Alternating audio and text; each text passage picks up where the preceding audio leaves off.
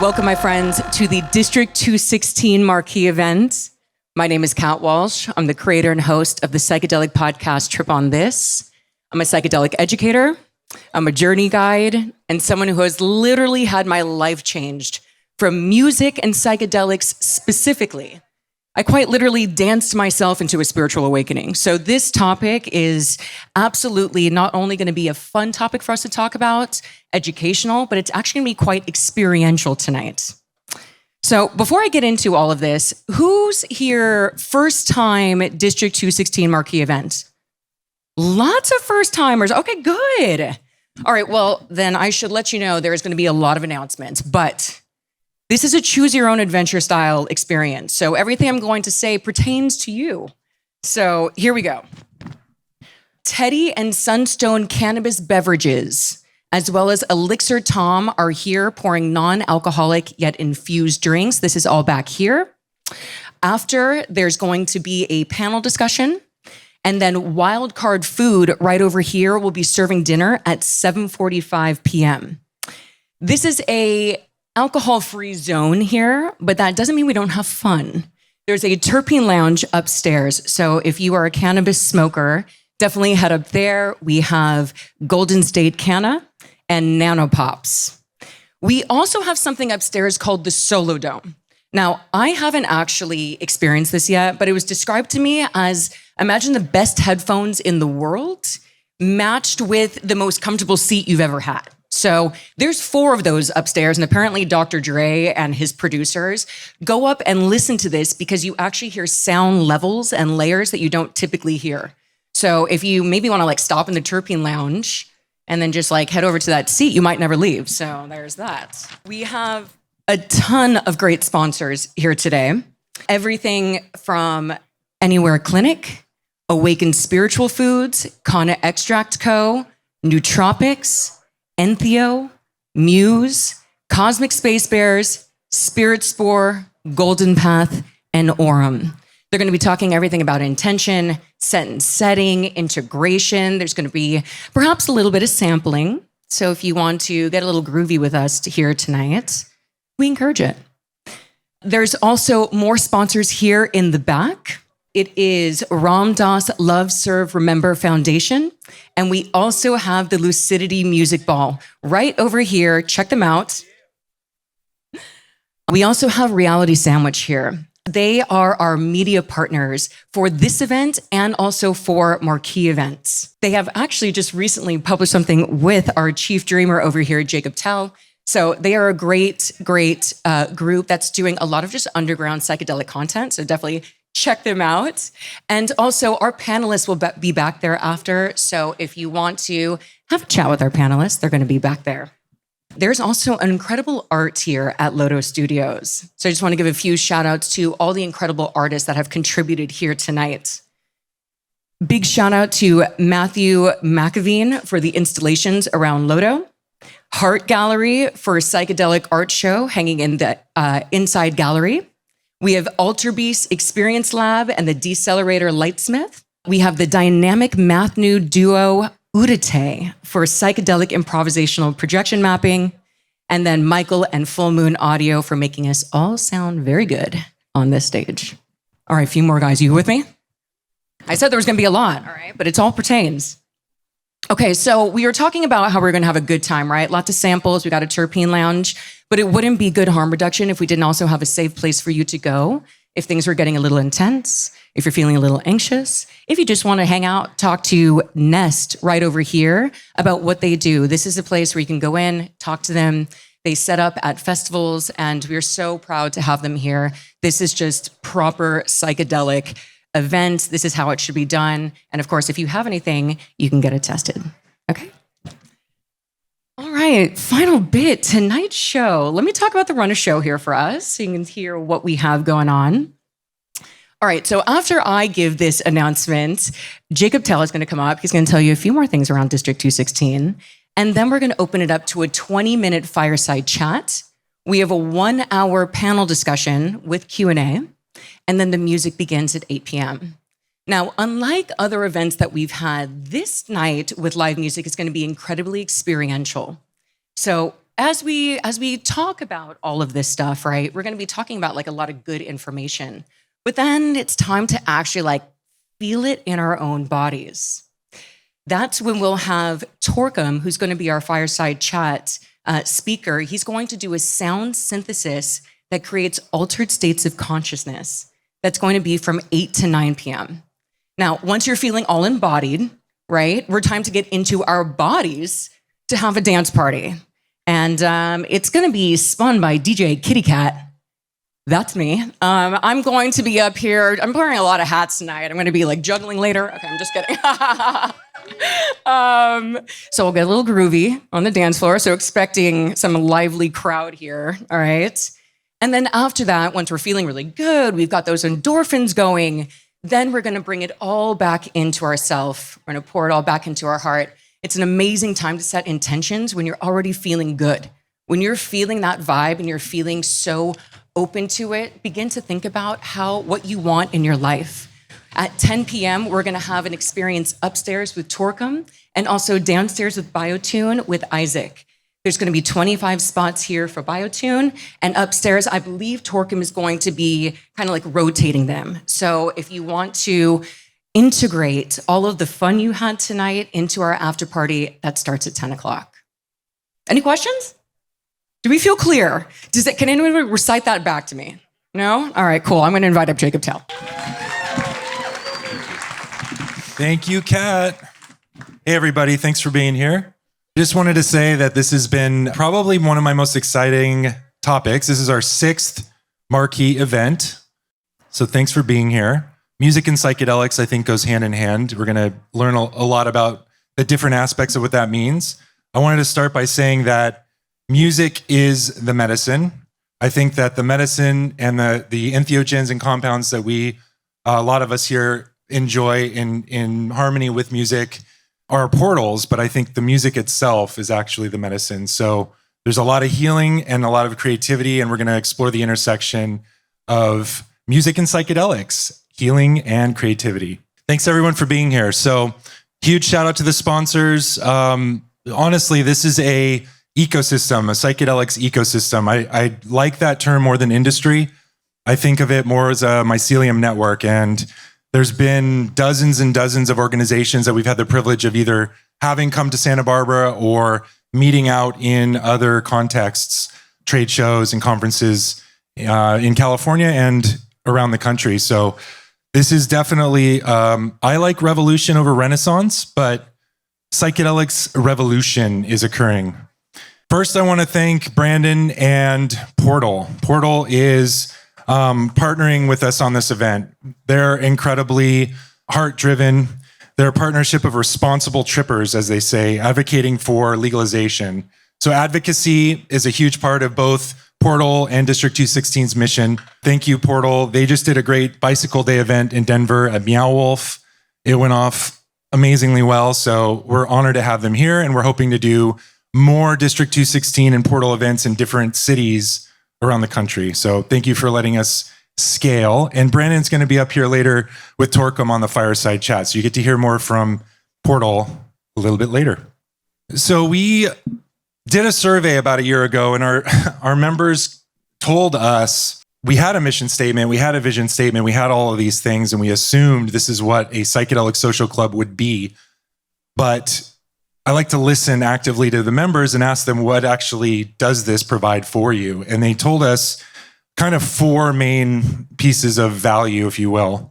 So my presentation is going to hone in on that because we redid all of our, thanks to Emma Claire, our director of marketing, we redid all of our visuals, right? We did all of our posters and flyers and web assets, and it took quite a bit of effort. And we're using these 4 values. And so this new sort of ethos is that we're centered around community, healing, learning, and consciousness expansion through art, music, cannabis, and psychedelics. So I want to start by just saying these are our values that I think not just embody District216, but also music and psychedelics. So this is a very natural fit. The community, we couldn't do this without you. People have said the connectivity actually has being here and being able to share their stories and talk to somebody about their psychedelic experiences We have roundtables here on Wednesday nights, for example. We have integration circles that we host. This space provides some healing for them not to feel isolated or like they're crazy for talking to their friends that don't have context for what a psychedelic experience may provide. And so for us I feel privileged to be able to be a container for those kind of conversations. And for them to come and tell me that this has been a healing place and experience is huge. It definitely, keeps us going. When we started, we called these sort of events edutainment. And so we've always had this sort of educational focus at the core of what we do too. And there's been a lot of learning that's happened here. I've learned a ton. I get a first row seat to all of these talks, lectures, presentations, and it's pretty stunning to hear the breadth of information and knowledge and wisdom that comes from, people that have been in and around this psychedelics ecosystem, in some cases for decades. And last but not least, we're here to help and hopefully awaken and expand our consciousness. At the end of the day, what I hope happens by these kinds of events and by these connections and by everybody that's here. So thank you for showing up. Thank you for being here. And hopefully we can raise our collective consciousness together. So shifting gears into the music space itself, going back into the community, that for me was my first introduction to the psychedelics world. For those of you who know me, I'm in a little cult known as the band Fish. And it was all about the community. It was all about the fans. It was all about the artists. It was all about, the staff, the crew around the band that allowed me to kind of feel that anything is possible and to become an entrepreneur from harnessing that energy. When you're looking at artists at festivals, they're always collaborating and sitting in with each other. Fan bases are absolutely rabid for these connections that happen in music communities. And then the industry itself, you have so many dedicated people putting everything on behind the scenes. Healing. Did anyone have mixtapes, breakup mixtapes? That was a thing, cassettes, not CDs, not Spotify playlists, cassettes. I had a breakup cassette. It was pretty awesome. So a lot of healing through music. We've had music as a tactic for us, for grief, for trauma, for all these things. I think it's pretty obvious to anyone that's connected with a musical experience. And then being able to learn through, problem solving, innovation, insights, and reflection through musical experiences. I think this can happen, especially when you're in an environment where there's improvisation going on. And of course, within the context of consciousness expansion, we have that within ourselves and within community and with spirit. So there's this universality that comes within that context of consciousness expansion. Last time around the wheel, we're going one more time. We're doing this 3 times. And the last one is within the context of a psychedelic experience. Back to community, we have all these contexts in which psychedelics are taken in a community setting, recreationally, with intention, with a group, in ceremony, or in a therapeutic group setting. And here at District216, we like to embrace all of the above. There's not one right way to have these experiences. Most of you are aware about the healing properties with mental health, trauma, addiction, well-being, and end-of-life uses. There's tremendous healing power of psychedelics. I'm excited for you to hear some of the stories tonight. And then within that last value of learning, self-reflection, cognitive existentialism, and empathy, I think we have a lot to learn by increasing our collective empathy. And I've seen a lot of people kind of turn around. There's stories of white nationalists that have taken psychedelics and kind of backed off from their dogmatic practices. So I think there's a lot of potential there for, a continued empathy. And last but not least, psychedelics within the consciousness expansion realm, we have neuroplasticity. We have a reduction in the default mode network. We have more compassion and more mindfulness. These are all attainable, and I think we're all collectively working towards this future. And of course, it wouldn't be a music and psychedelics event if we didn't quote some of the great. So I have a few quotes to kind of round this out, and then I'm going to introduce the run of show. Aldous Huxley said, "The interplay of psychedelics and music can create a transcendental experience that allowed us to tap in to the collective consciousness and explore the depths of our own psyche." Or you have Terence McKenna, who said, "Music is one of the only arts that transcends the physical And psychedelic experiences deepen our understanding of this transcendence, showing us how integral music is the fabric of human experience and cultural expression. Or Timothy Leary, through the use of psychedelics in music, we transcend the ordinary boundaries of perception, gaining insights into the nature of reality and the universe. And of course, last but not least, shout out to Raghu and our Love, Serve, Remember Foundation. We're so honored to have them here. Ram Dass said that music can become a spiritual experience when combined with psychedelics, as it opens the heart and mind, creating a powerful sense of connection and unity. And so tonight, let's have some connection and unity. All right, a little tiny bit of housekeeping. I swear this is not a sales pitch, but 16 months since we launched. I like to give the visual of year one. We did this last time, but there's some new faces here. So 55 events we produced here in this space in year one, from January of 23 to January of 24. Big shout out to LoDo Studios, which is the building here that's been hosting all of these events. So this is our home for the District's House on Wednesday nights. We do film screenings, we do roundtable conversations, workshops, and of course, interviews. And since the last Marquee event 4 months ago, 21 more events. What do you know? So we've been rocking in 2024, year two. So tonight makes 76. And of course, is there anything fun after tonight? Yes, we have a comedy event next Friday. For those of you who like Shane Moss, he's a psychedelic comedian. You might have seen him on Comedy Central, et cetera, et cetera. We're going to have him here in Santa Barbara on this stage Friday night. Tickets are still available. And then last but not least, there's a lot of people that have been connecting in with us from South America and other places because we film all this content and they want to connect with it. So we have online memberships available for those that are not fortunate enough to be here in Santa Barbara and Southern California. And we have this whole platform. You can go in and watch content that we filmed. And there's all sorts of topics from plant medicine to neuroscience and everything in between. So tonight, the main event, we have Brandon, who I mentioned from Portal, and we have Torkom. Torkom, I got to give him a shout out for Quantum Harmonix. There we go. We get some Torkom love. He's amazing. A lot of these folks have come up from LA. Brandon's flown out here from Nashville. Thank you, Brandon, for coming out. They're going to talk. They're going to start us off right now. So I'm going to introduce Brandon Deroche from Portal and Torkom Ji from Quantum Harmonix. Come on up for your fireside chat. I'm excited to hear what you guys have to offer.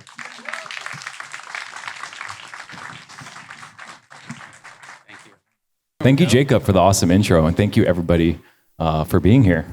Brandon, nice to finally meet you today and connect. Likewise. I guess we'll just open with a short bio, and then we'll just get it rocking. You want to go first? Sure. Hi, everybody. My name is Brandon Deroche. I am the founder and CEO of a company called Propeller, which is something to give you some context, I've been working at the intersection of social impact and culture for about 16 years, and that was after 6 years of playing in a band and touring the US and Europe and never really making it, but having a good time doing it and really understanding the power that music has to create change in the world. I ended up starting Propeller as an effort to work with more established artists who already had a following and get them to inspire their fans to support causes that they cared about. And so I've been doing that work since 2015 at Propeller. And a couple years ago, it was just a light bulb for me, since I've been passionate about psychedelics since high school, really. Why are we not supporting psychedelics as a cause? It just was not something that I ever really saw. I didn't ever think of it as a traditional cause. And so a few years ago, put my head together with a friend, and we started putting together what became Portal, which is all around the idea of destigmatizing the responsible use of psychedelics, educating people about their benefits, and advocating for legal accessibility, really just applying the idea of music and culture and really helping support this movement. So Portal's been a labor of love for the past couple of years, and really this year's like when it's become full on. And as Jacob mentioned, we just threw a big bicycle day event at Meow Wolf in Denver with about 1,000 people and 20 some DJs and magicians and tarot and all kinds of things that happen there. And we're going to be starting monthly events in Denver that, again, it's so nice to see District 216 and everything that's happening here. And I feel there's so much parallel between what Jacob's been working on with District 216 and this community and what we're building with Portal. So happy to be here. Awesome. My name is Torkom. I'm an LA native, and I think any real story, you have to get to the core of like why we do things, why we create solutions. For me, I'm a part of a generation where they like overly drugged kids. You know, there's something wrong with you. You're not paying attention. Take some Ritalin. So really early on, I was like, okay, drugs are bad, except the ones you give me, and those make me feel like shit. So sure enough, by 20, you know, I was like, am I meditating? Is it working? Am I doing this right? I was a seeker, and I was an enrichment teacher for LAUSD. I taught kids how to make electronic music, and set aside, 17, 18, when I started smoking, I would play for my brother's friends, like 2 a.m. I'd just compose for hours.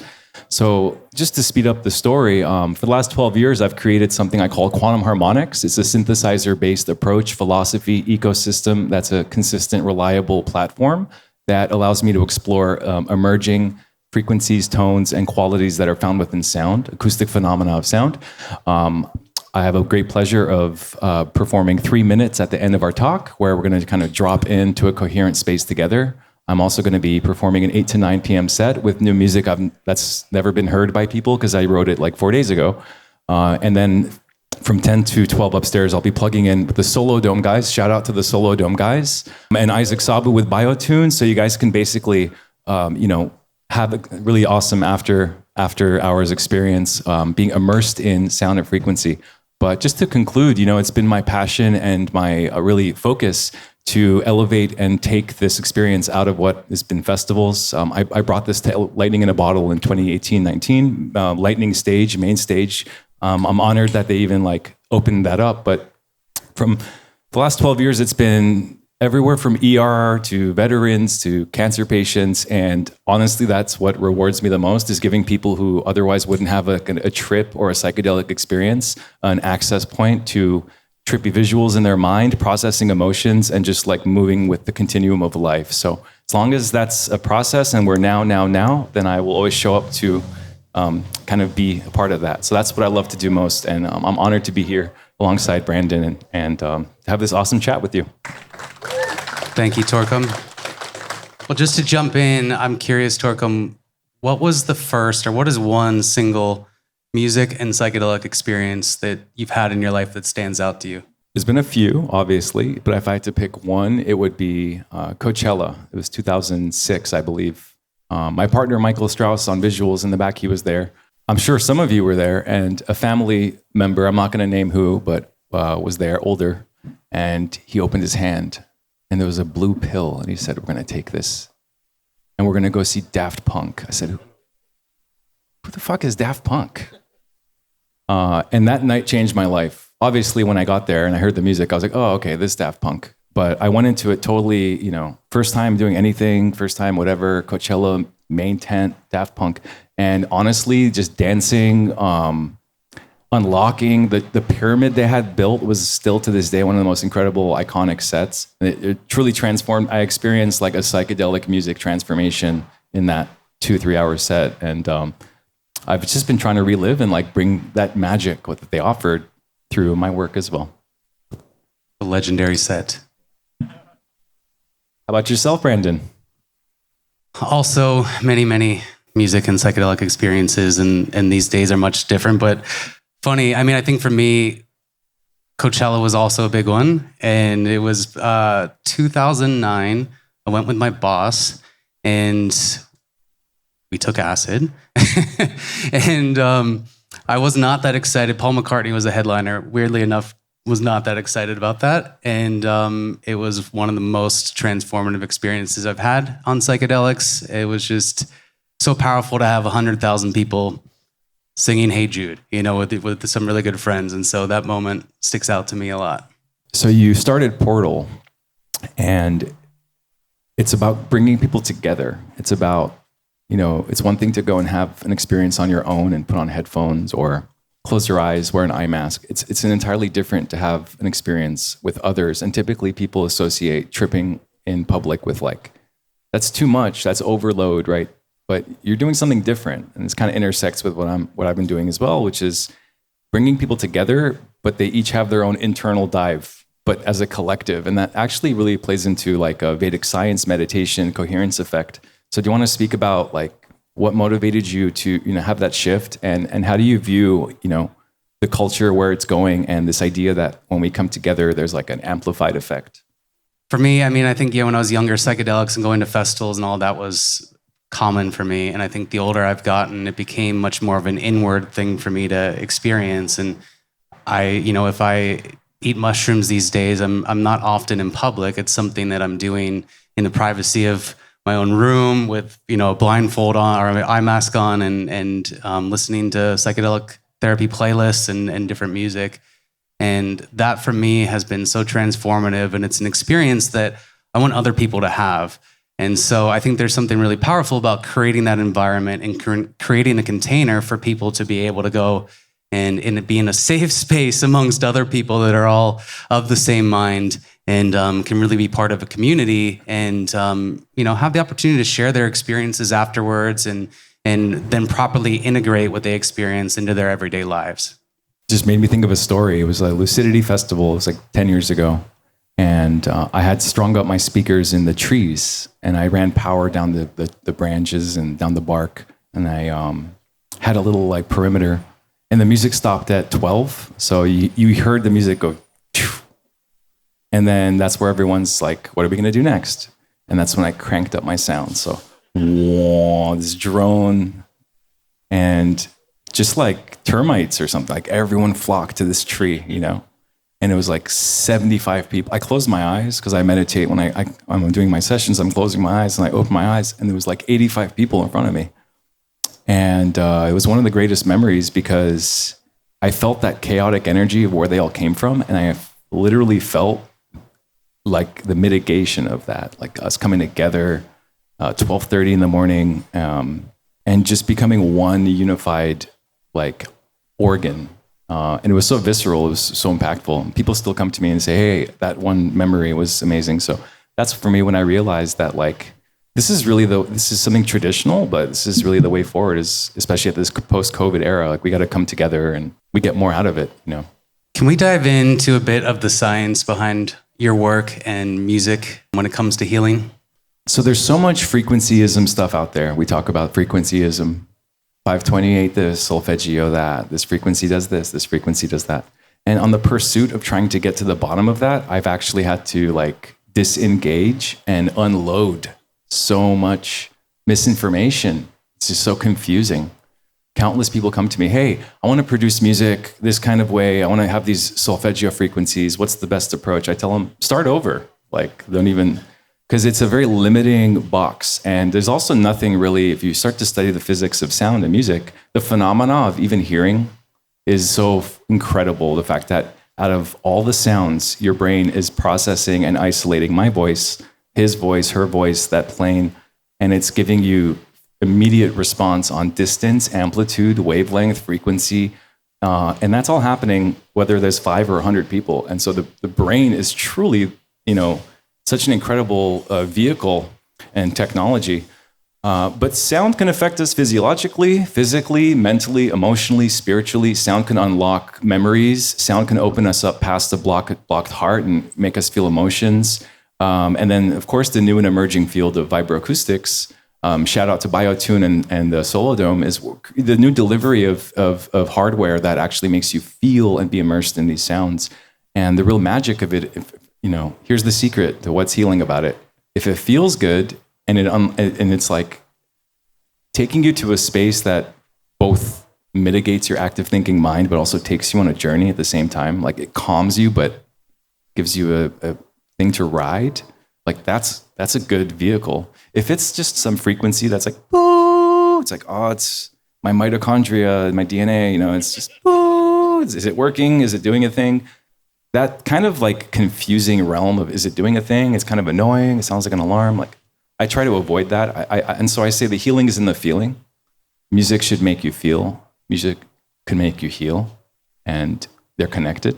So I had an experience, this has happened also many times, but I had an experience in the past year where I listened to a song that was on a psychedelic therapy playlist, and I just couldn't stop listening to the song. I would repeat it and repeat it, probably 50 times in the night. It sounded so good. Why does music sound so good on drugs? That's a great question.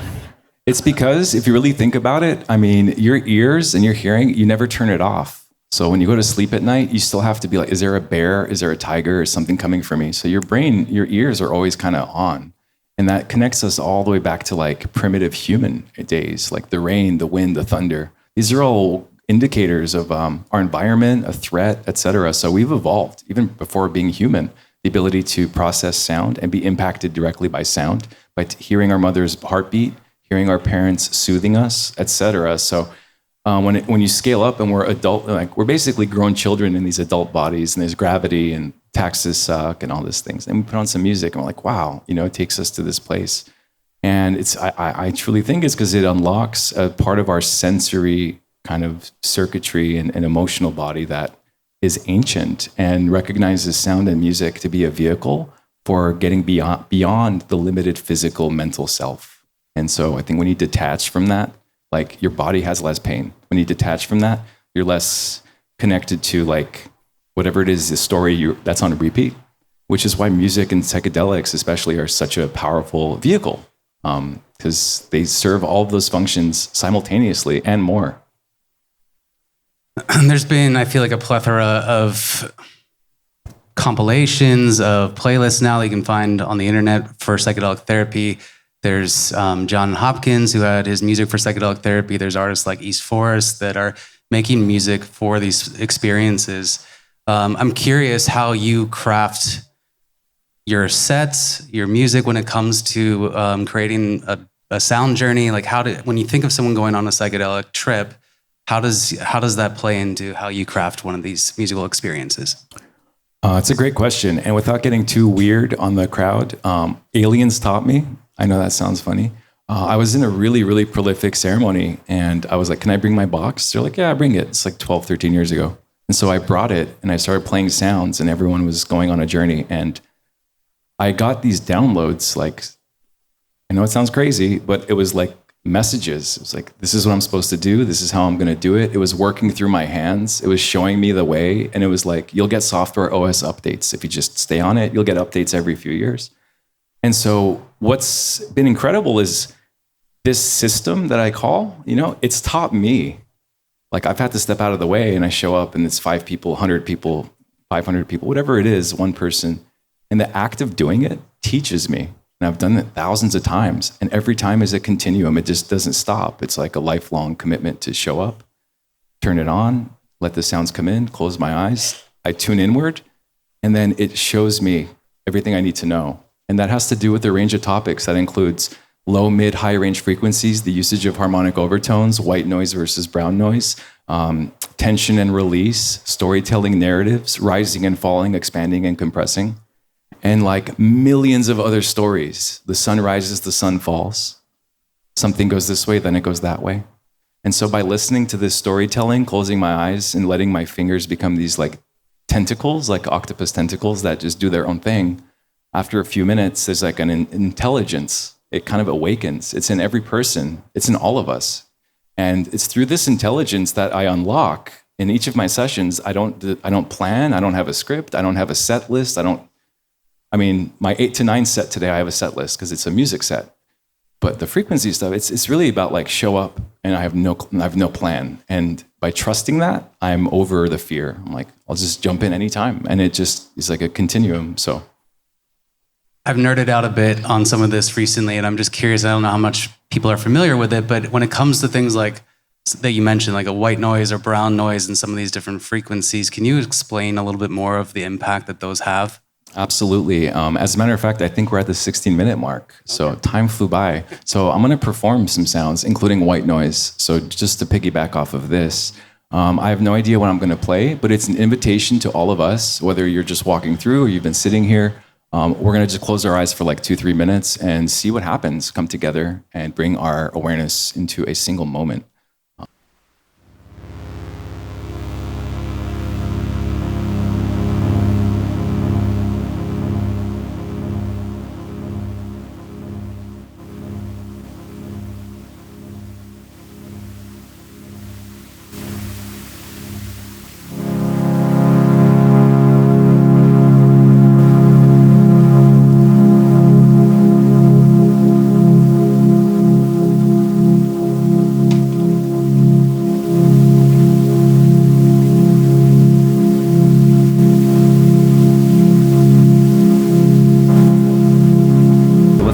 deep breath, everybody. Make a nice intention for yourselves, your friends, your family, your loved ones, cats, dogs. Take a deep breath into the body and release a sigh.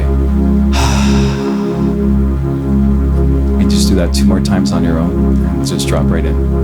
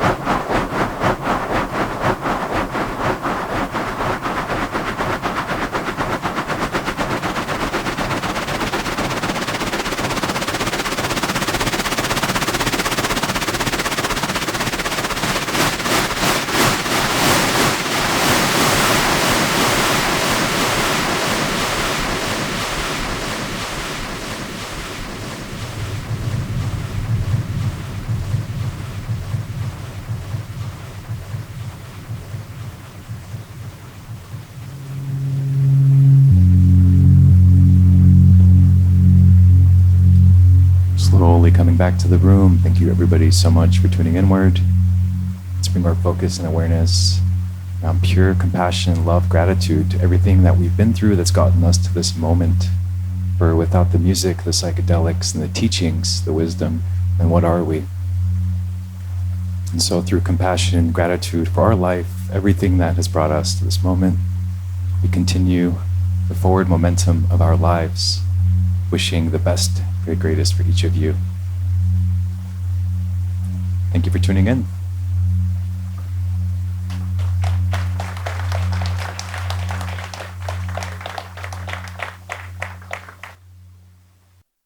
That was so beautiful.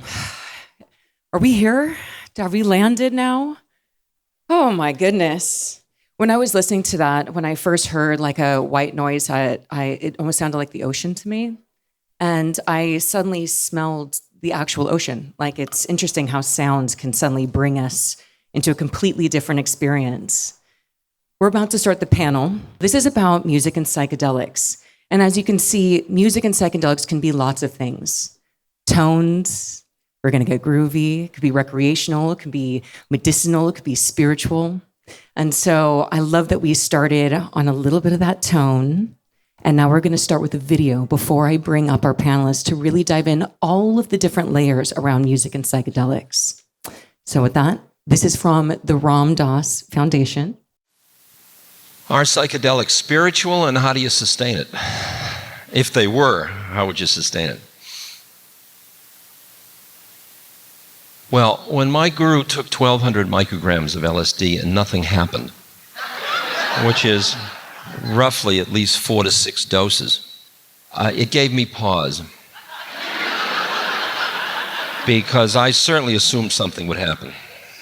I mean, I was one of the specialists in that field, as you can. And I knew it was good acid, and so on. And then I realized that if you're in Chicago, you don't have to take a bus to Chicago. Yeah. That it was like drinking water for him. Because for me, who was stuck here, to override the habitual thought patterns that kept me stuck here to show me that, I needed to blow my brains out. I mean, not blow but drug my mind, chemically alter my synapses in order to allow that override of the computer program. And he had done that somehow or other. I don't know, sat in a fire or whatever he did. And so he was there and here and not there. And so whatever it was you take to go from A and B, if you're in both B and A, nothing happens. Okay, that makes sense to me. So he said these were known about long ago. He said thousands of years ago, like the mushroom stuff and all those stones that they found connected with all the different mystery schools. He said, but most of that was forgotten along the way. He said people used to prepare for it with fasting, with various kinds of life purifications. And he said, somebody said to him, well, is it useful? He said an interesting thing. He said it would allow you to come in and have the darshan of Christ. He's talking to Westerners. He's using the guru. He said, you could come in and have the darshan of Christ, but he said you could only stay 2 hours, and then you'd have to leave. He said, it would be better to be Christ than to visit him. But your medicine won't do that. Okay? That was the closest I got to his evaluation of what it was about.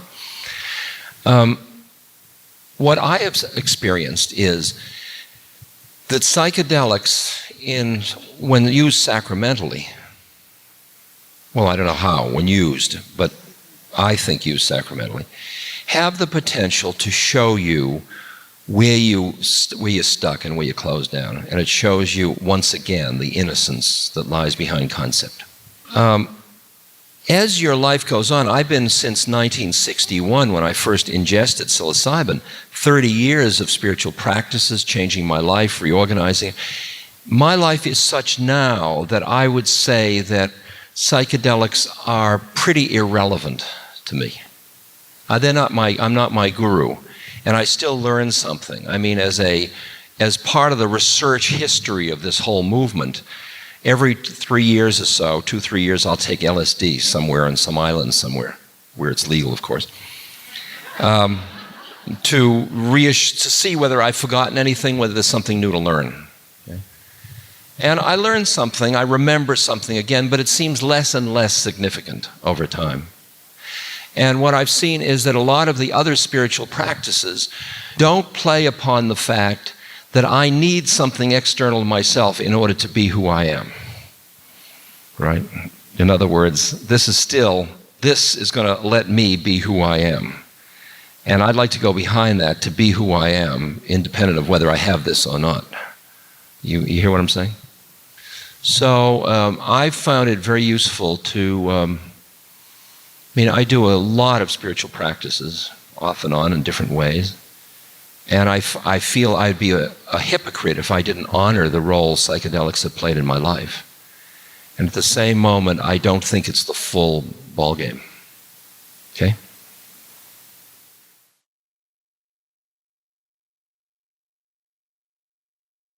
Matt Phillips is a music industry executive with 20 years of experience and is the co-founder of the record label and management company Silverback Music.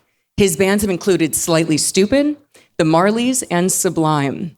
Matt has curated and produced successful music festivals, including Closer to the Sun and Cali Vibes Fest in Long Beach.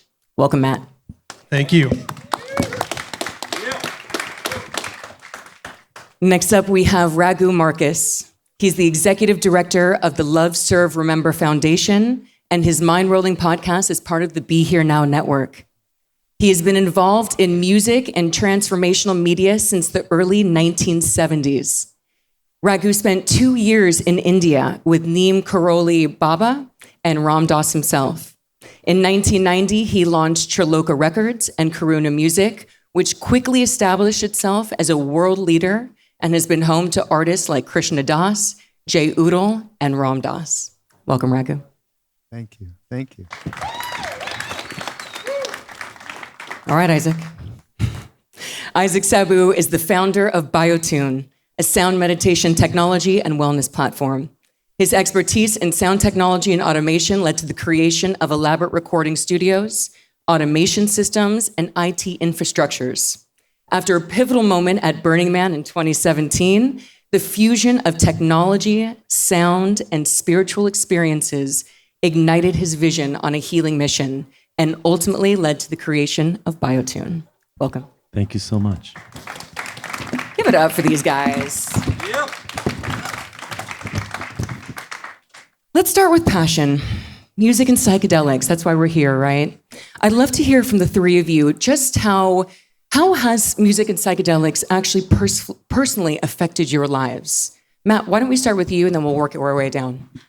Music for me has been a part of my life. I started my music journey in college, and that's when I started working in the music industry with artists. And always the correlation, I think somebody said it earlier, between psychedelics and music has always been there. And it's like music is better when you're on, psilocybin, cannabis, whatever it is. It enhances the experience. So I've also have suffered from cluster headaches, which are a rare form of headaches that no medicine really helps. So a doctor had told me that if you did some mushroom, which I tried in college recreationally and did here and there, but if you took it medically and took it at the right times, that it could help the headaches. So for me, my journey with psilocybin really started there. And just kind of over the years, merged the two, because as you're on that journey, you kind of discover different things that have helped me in my professional career and I've added to my professional career. So that's really how I've merged the two. Fantastic. Yeah. Raghu? Interesting thing for me is, as far as music and psychedelics, many people get tremendously enhanced by psychedelics with music at festivals or just Spotify or whatever it may be. But my experience started when I was 17 years old. and I happened to get into a club where John Coltrane was playing. Well, if you don't know who he is, definitely Google him up. He was the most spiritual musician I ever encountered. And he started playing My Favorite Things, which is a famous song from the 50s. And he was playing soprano sax, and I had a complete altered experience without any drugs, nothing. I was completely absorbed into what he created in that moment, and was no longer aware of my body. So that was my first experience of what music's potential was. And then after that, of course, psychedelics came along, and it just validated what psychedelics can do, which is completely allow you to be absorbed into the one, whatever we want to call that thing. So that validation led me to India, which is a whole other story. Awesome. Thank you. Isaac? Psychedelics saved my life. I mean, it helped me to awaken, and music is what really provided all the healing. I was going through the most challenging time in my life after a divorce, and someone introduced me to sound therapy. And I've been in sound. I've been fascinated with sound, acoustics, and electronics, and recreating what I found to be the most healing journey, which was when you listen to music and the back, the hair on the back of your neck rises, and you feel like you've just had this out-of-body experience. So I had that as a kid, and I wanted to recreate that for other people. So I mean, I'm a Persian Jew. My parents are like, "What are you doing going into the music industry? You got to make a living." So I pursued the technical aspect of it, reproduction aspect of music. And when I went to, I had no experience with psychedelics. It was very late in my life. And that kind of unlocked everything for me. And in the sound therapy, the 1.5 years to 2 years that I religiously went to sound healing is what unlocked everything. I knew that this was my calling. This was the way that this is what I wanted to do. I wanted to bring this to other people. I wanted to be able to make it accessible so other people that had maybe traumas that they wanted to process, or just they wanted to feel better. They wanted to have a safe place to be able to do it in the comfort of their own home, to be able to not need a facilitator, not to have all those tools. So that became my mission and the driving force and the intention, which then kind of unlocked itself as the path unfolded, because I didn't mean to go on this path. It kind of chose me. It's what I was wired for my whole life, sound and music, and it's just been a beautiful journey of kind of unfolding and discovering. Awesome. I love that you had to go kind of like in the back door. So your parents were like, we're cool with this. We're going to go technical. And then you found your way here. And they're like, all right, fine. Pretty cool what you're doing. Matt, let's talk a little bit around the recreational right now, right? We're talking, you've been involved with creating festivals, creating experiences. And I know we were talking about something with how cannabis, right? If anybody's been to an event, there's actually cannabis experiences. But now there seems to be a trend that's actually going to psilocybin experiences, despite the fact that, well, it's not really legal yet, and yet they're being created. Can you just talk about this emerging trend that you're seeing? For sure. Well, cannabis is a big part of a lot of the music that I work with. It's very cannabis forward. So even 10 years ago, we weren't selling cannabis products.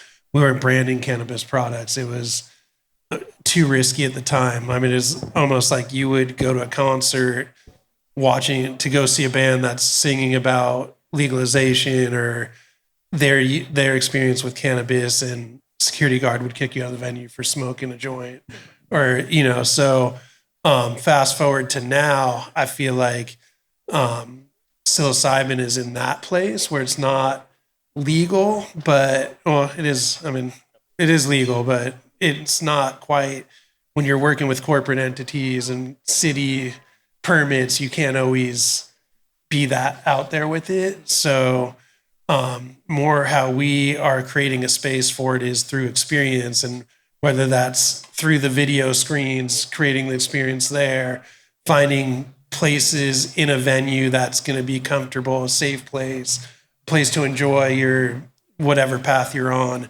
And we really have played into that because, and again, it goes back to like music is more enjoyable when on your journey, and we try to create those spaces there for that. I mean, it helps us. It's all about experience. Anybody can go throw a stage up in a field or a parking lot and throw a festival. But for us, it's always about creating that experience that people are just going to have the time of their lives, feel safe, feel like they can be free and, be safe, but do what they want to do. Love that. And we're going to talk a little bit more about how you actually create a safe space to explore in a group setting. But before that, I want to go from, let's say, recreation into sound healing now. Isaac, you also started your journey a little bit more in the recreational land, right? And Absolutely. then found your way into sound healing. Can you just talk to us about what inspired this shift? And how do you see sound healing contributing to the well-being of individuals? Like I said, I was at Burning Man. It was unexpected. I was in the middle of the playa, and the only shade structure that we found was this piece of art. And we went inside, and this guy had a beautiful jar, and he gave me a couple of mushrooms, and I started taking it. And on the way back, it was we go to my tent, and my roommate is like, "This is the last night. I have an MDMA, so why don't you participate?" So, not knowing what that's going to unveil, it kind of unlocked everything for me. And the journey for me was to be able to bring a safe space. I mean, I created festivals for 3 years. And in doing so, it was always about a healing journey. And what do we need to be able to provide to bring ceremony, sacredness, and also the safety and security. So as people are going through these experiences, they can be able to have maybe a guide, maybe like Zendo project is one of those projects that provides a safe space. It's an amazing way to be able to guide people, or if they're having a bad trip, to be able to provide the assistance.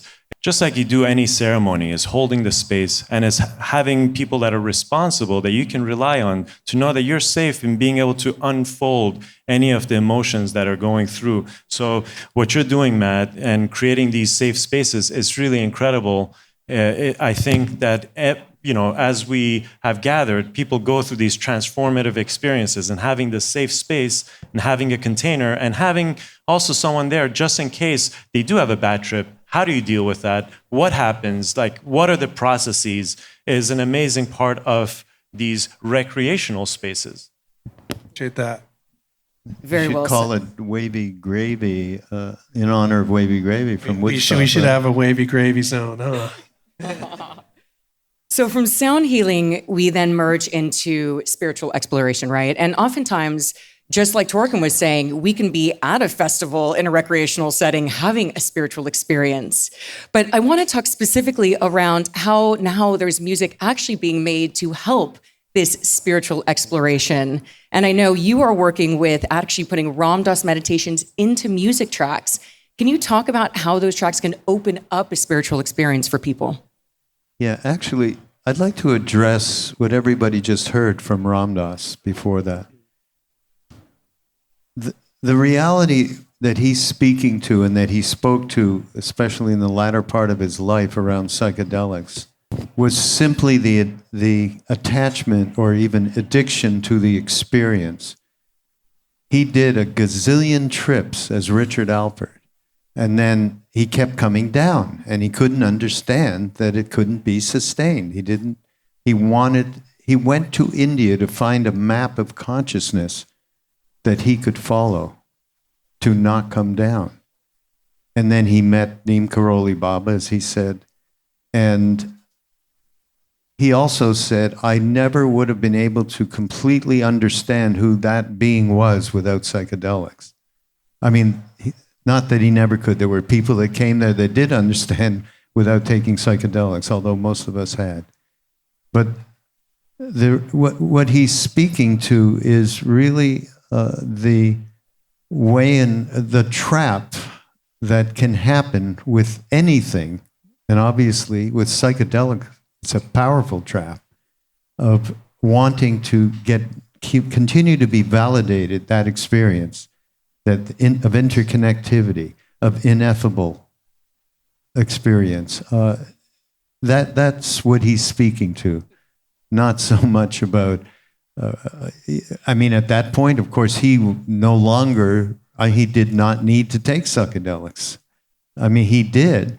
I mean, one time I said to him, we were talking about trust, which is a big deal related to the true spiritual reality that's in all of us. It starts with trust. So I was telling him in a retreat, when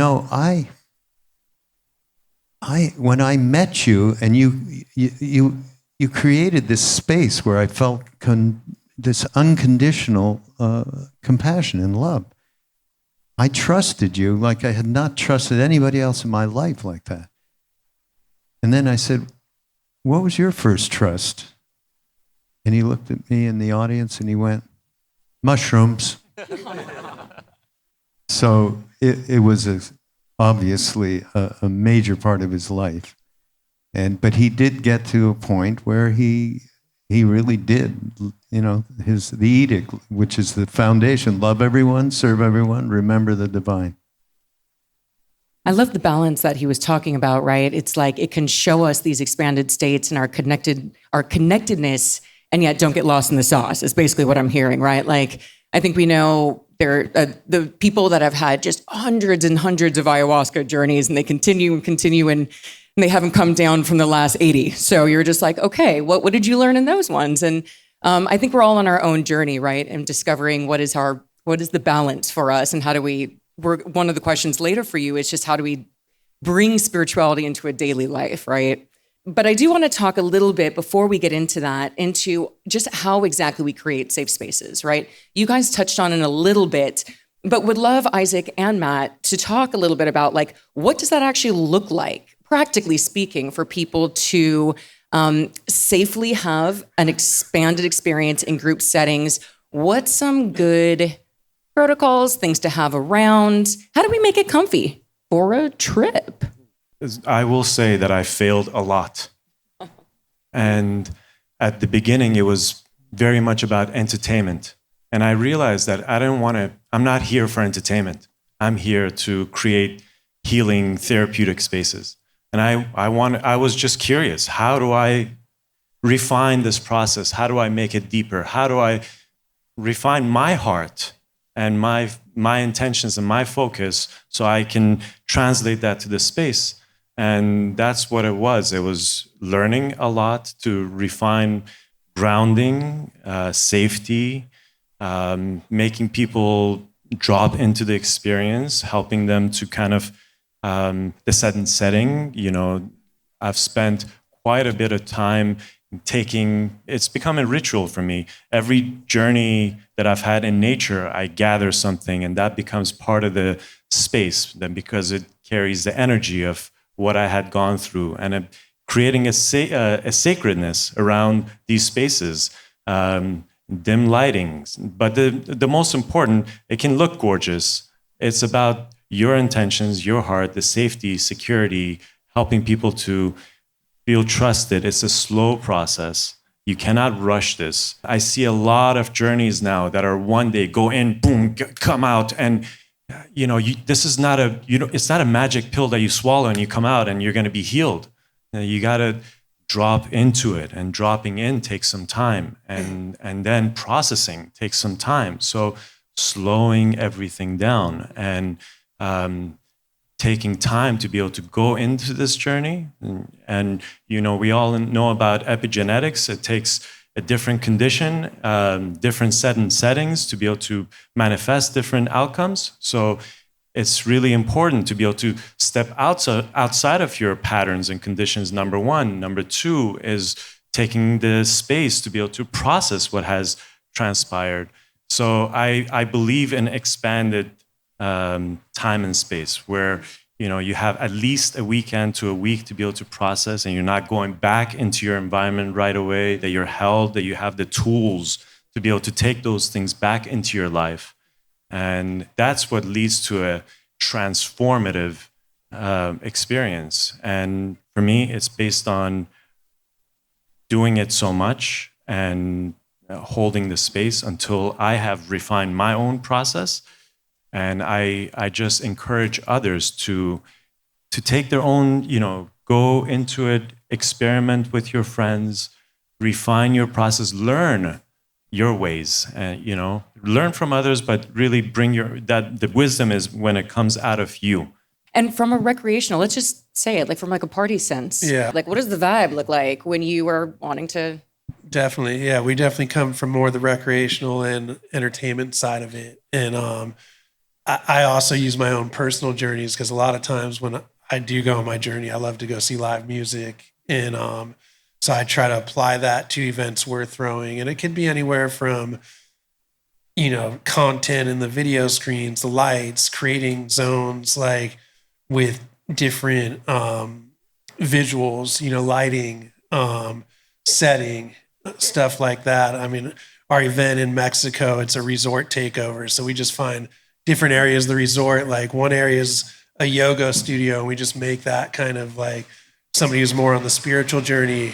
We make that more their spot. But we also have to appeal to people who aren't necessarily down that path. They might be on other paths. So it's really finding that happy medium. I feel like from the entertainment side, if it's quality and thought out, it's going to feel good to everyone. And people are there for a certain style of music. So you kind of know exactly what they want. But I definitely just use my own personal journey to try to create what I would want to see. Absolutely. Yeah. Absolutely. And I love what you were saying also about intention. I mean, we can be intentional even in recreational settings, right? Like I love to my intention is to feel just absolute joy and connect with everybody on the dance floor. And a friend of mine said to me, she's like, my intention for this weekend is to make love to the beat. I was like, hell yeah, girl.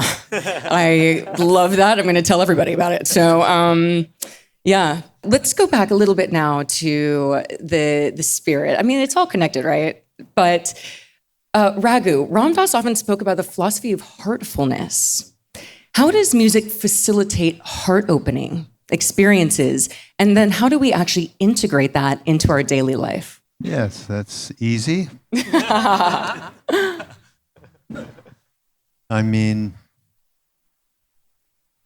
it is about intention. You're just talking about intention. Once you have that ineffable experience, that experience of connecting the way you can connect on a psychedelic, or in my case with Coltrane, and then music was the biggest thing in my life. I ended up having a record an indie label that, that meant everything, being able to produce music that was transformational, most especially. So, it really boils down to one simple thing. If the music, the psychedelic, leads you with intention to want to, I want to cultivate that, and I realize it's not about the experience, it's about the deeper part of connecting with our true nature. I mean, that's the reality that we all have, which you call spirituality. And once that happens, there's so many different ways to pick that up. Even, music, chanting, kirtan is a huge thing across this country. I mean, it's unbelievable. There's many different ways to express that, to be able to dig deeper in. That doesn't mean you cut everything else out. Psychedelics have a place.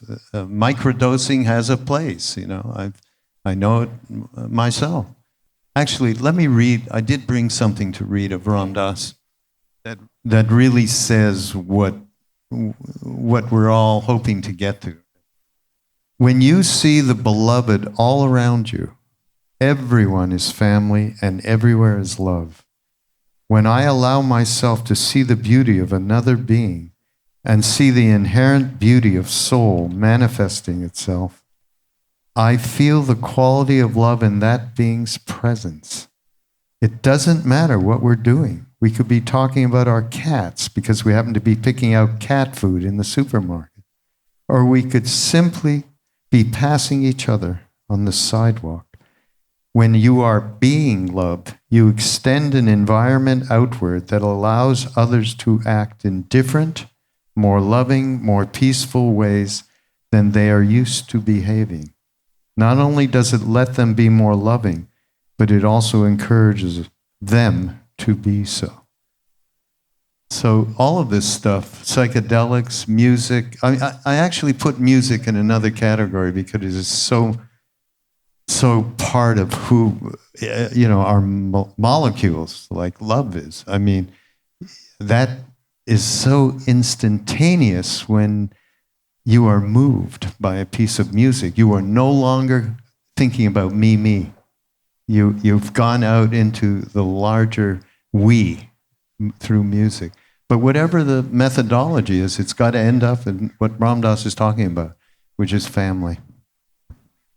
It sounds to me also that heartfulness could be another thing that we can add to our integration tool belt, because we think of, usually integration after an experience is like, and now I'm going to journal, and I'm going to do breath work, and I'm going to do all these things. But heartfulness sounds like also like what you were saying earlier about compassion, and how do you bring kindness to every experience that you have in your daily life? Like what a wonderful way to transform your life pretty quickly when you're kind to the world is kind back to you. It's pretty simple. Yeah. You stop thinking only about yourself, period. Yeah. And that's, we have a hard time with that. Yeah. We are very committed to our stories and who we think we are. Yeah. I'd love to transition a little bit over to the science, actually. We're talking about the spiritual, we got the recreational, but I'd love to hear a little bit about the science of sound technology and how it actually is being used in, let's say, therapeutic settings. Isaac? Science has to be, first of all, mated with the spirit.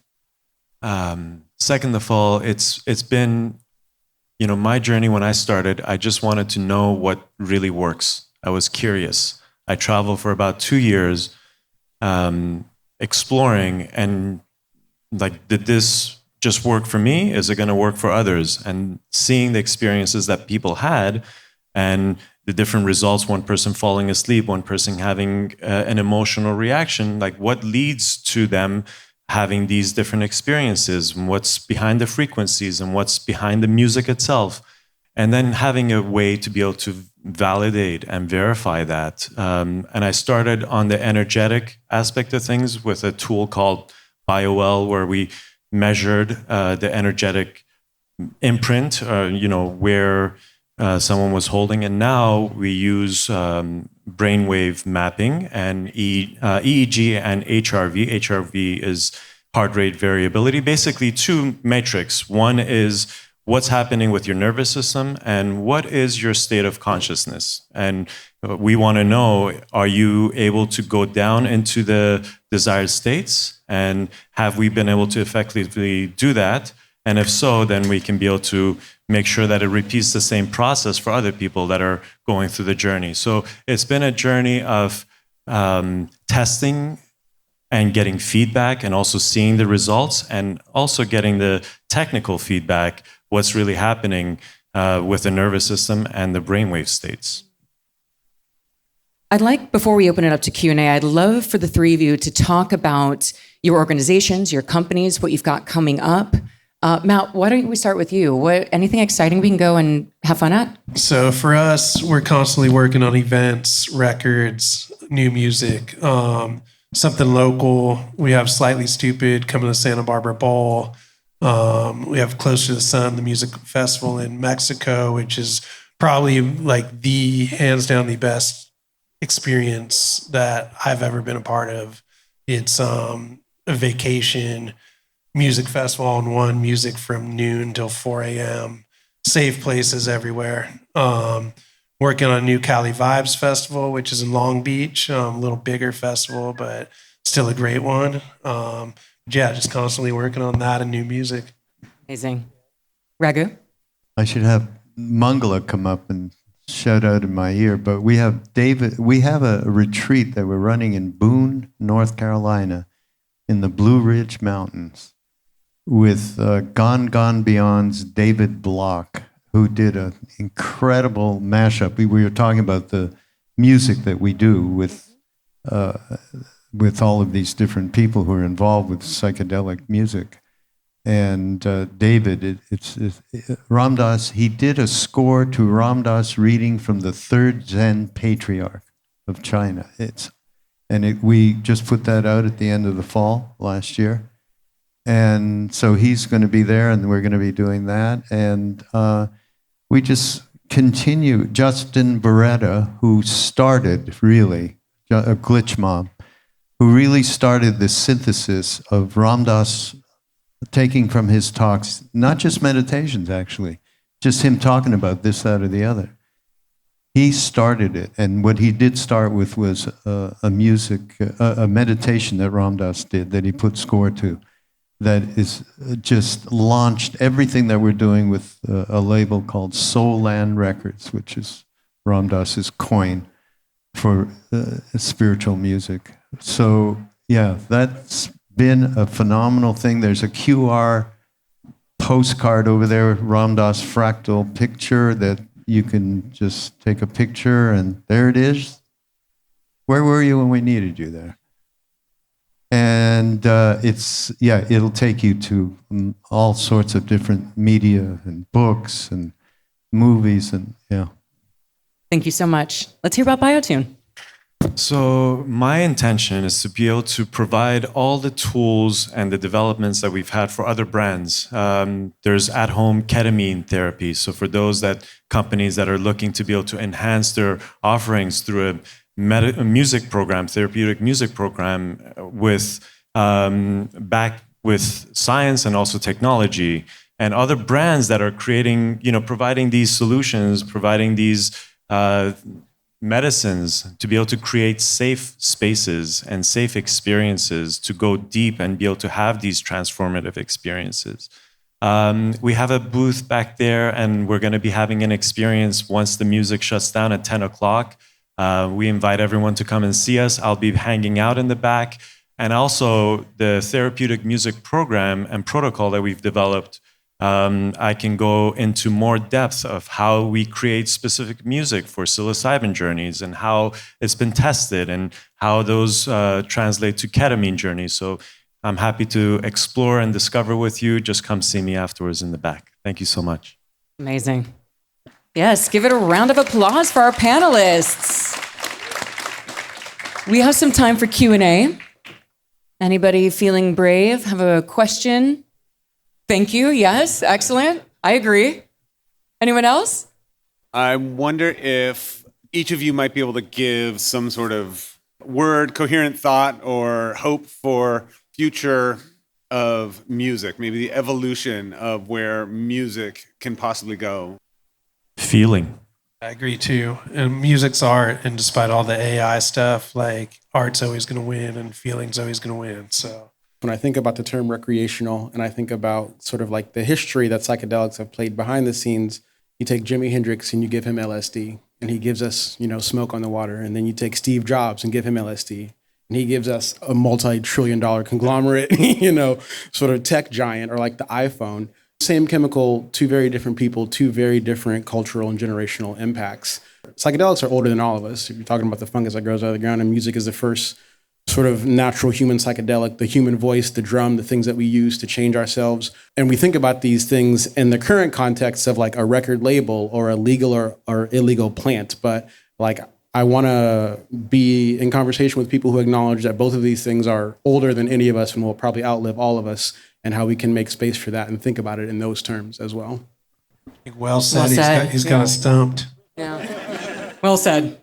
And I'm curious, Raghu, when it comes to Ram Dass was alive not that long ago. He passed a few years ago. How has that changed things for the awareness of Ram Dass, and where are things going with carrying on his teachings throughout the future? We had no idea what was going to happen. I mean, we were planning whatever while he was still alive. The only thing he said was just make sure that this information and teachings get out to the next generation by whatever platforms they want to receive it, smartphone apps, whatever. Now we're dealing with AI, and that's a much bigger question. When he died, more people seemed to come and discover him and psilocybin, because those things happen. You know, he died around when everything was blowing up, right? This is 5 years ago. It's pretty interesting to me, which is the same thing that happened to me. You know, we were major league into psychedelics. Richard Alpert and Tim Leary were the icons of it, and we just were, you know, super happy that this was going on. And fast forward, I see this every day. It's amazing, you know. People are just discovering it, and the bottom line is, I believe it's just trust. Back to that word. He was honest about his bullshit, and rare in that way, and used it to help other people leverage out of the kind of, you know, self-interest that we are in on a day-to-day basis. So, you know, he was a great teacher that way, and people are discovering him, and it's beyond our ken, beyond our mind as to how this is all happening. And honestly, you know, the man in the blanket, Neem Karoli Baba, who Ram Dass met, has, you know, through many different means, one of them being music as chant in America. You know, Krishna Das, who maybe some of you know, I mean, he has a huge following, absolutely huge. Some of it's because the chord changes that he uses for the chants are Western, and we can identify with them. They're easy to fall into, and that's opens up a whole door. It has opened up a whole door. So yeah, music. I was curious if you guys have had experience or want to speak to kind of the multidimensionality that you can access either through psychedelics, meditation, or sound healing. Is that something you guys feel guided to speak about? What do you mean by multidimensionality? The psychotropics, you know, whether it's you're accessing it from inside. And so there's these different realities that people get to connect to. And I've obviously had my own experience, but I'm curious what you guys might want to speak to around it. I mean, my experience of anything like that, through whatever medium, psychedelics, meditation, music, whatever, I get below all of the different realms that we are normally in, or that we go project ourselves into, and get below all of it into a place where there isn't that duality going on. I mean, that's the essence of what can happen in my mind. The mind is a marvelous thing, and it just takes some time for us to be able to drop into these altered states, and that can happen through silence, silent meditation, or any other forms of meditation, breath work, psychedelics. And when we can be able to shift our consciousness from tuning into our surroundings and vigilance about what's happening to diving into really the other realms of consciousness, is when we can access that space. And that's accessible through multiple different technologies. So it really is a discovery for each person to find out what are the methodologies that work best for them. One person, it might be sound. One person, it might be breath. So it's really a self-exploration. One can be silence. For the majority of my time, I had difficulty meditating. It took me 5 years to sit 1 minute in meditation. And so movement meditation was the tool for me until it turned into music and then silence. So it really is a progression, and is an exploration, which I invite everyone to go on. I'm looking for some Spotify recommendations, like some deep cuts for some psychedelic artists. Who would you recommend? John Hopkins, music for psychedelic therapy, period. And it's obviously subjective because Ram Dass is one cut called Sit Around the Fire. It's phenomenal.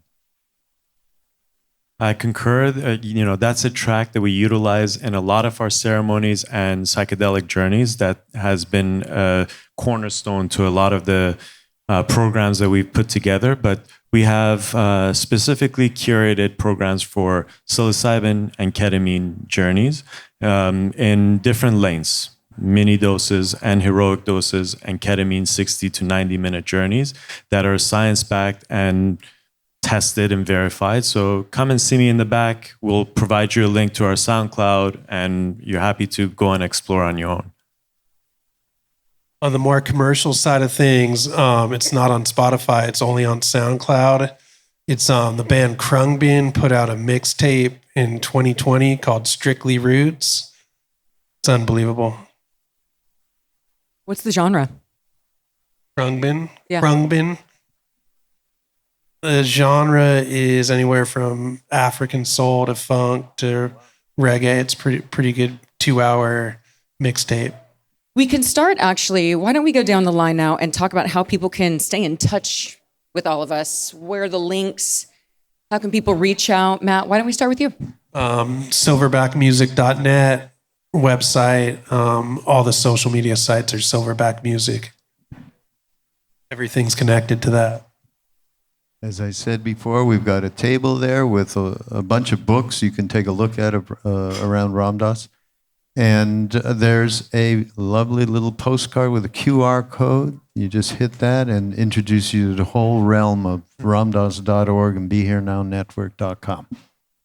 And I'm on socials as Vibe Creator. And then my company is Biotune Wellness. You can find me there. But I'll be in the back. Come and chat and get to know me.